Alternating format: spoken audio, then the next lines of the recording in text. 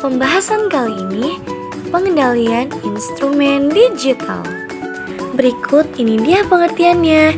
Sistem elektronika, penggunaan elektronik di pabrik, rumah, kantor, bank, sekolah, toko, serta rumah sakit terus mengalami perkembangan.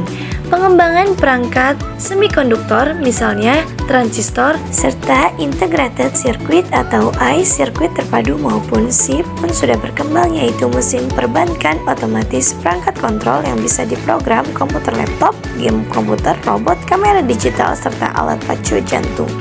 Alat-alat elektronik ini mempunyai sebuah sistem elektronik terdiri dari input, proses, dan output.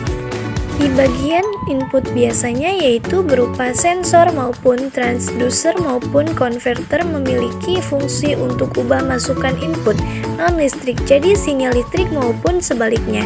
Sensor input deteksi perubahan lingkungan serta mengubahnya dari wujud energi dimiliki lingkungan hingga menjadi energi listrik. Bagian proses biasanya yaitu berupa prosesor memutuskan tindakan apakah yang harus diambil terhadap sinyal listrik diterima dari sensor input. Bagian luarnya output biasanya yaitu berupa transdur luaran ubah energi listrik disuplai prosesor jadi bentuk yang lain. 2. Semikonduktor.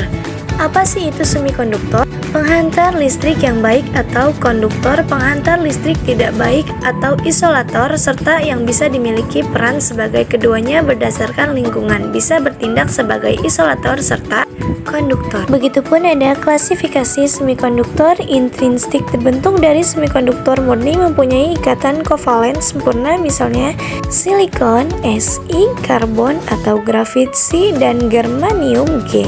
Jenis semikonduktor dibagi menjadi dua, yaitu semikonduktor tipe N dan tipe P. Tipe N, sebuah silikon diberi pengotor maupun arsenik adalah bahan kristal memiliki inti atom mempunyai 5 elektron valensi hingga memberi kelebihan elektron atom fosfor tersebut disebut dengan donatur. Semikonduktor tipe P, sebuah silikon diberi pengotor boron mempunyai 3 elektron terhadap pita valensi. Karena ion silikon mempunyai 4 elektron terhadap pita valensi, maka terdapat lubang hole harus diisi elektron serta hole siap terima elektron sehingga disebut dengan akseptor.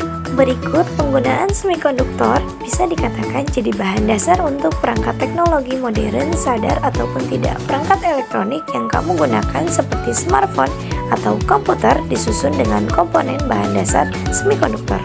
Dibagi menjadi 3, yaitu 1.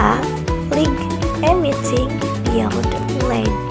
Prinsip kerja LED merupakan kebalikannya dari sel surya. Prinsip kerja terhadap sel surya, cahaya dikumpulkan agar dapat dihasilkan tegangan listrik. Prinsip kerja LED, tegangan maupun arus listrik digunakan agar dapat dihasilkan emisi cahaya. 2.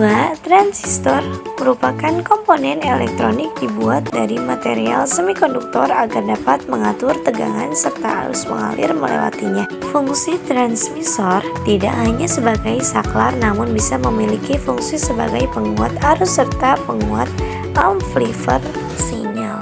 3. Sirkuit terpadu.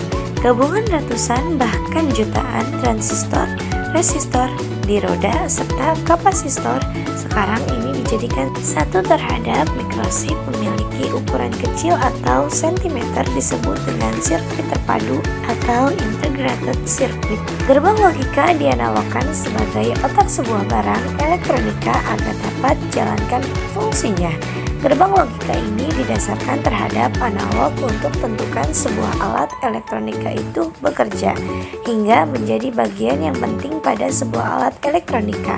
Gerbang logika berisi perintah-perintah digunakan terhadap rangkaian elektronika digital. Tujuannya yaitu untuk ubah masukan input menjadi luaran output berdasarkan keperluan kita. Gerbang logika tersebut dipresentasikan bersama angka biner maupun tabel kebenaran memiliki simbol 1 serta 0. Angka 1 serta 0 digunakan untuk gambarkan benar true serta salah false maupun tinggi high serta rendah low dan hidup on serta mati off.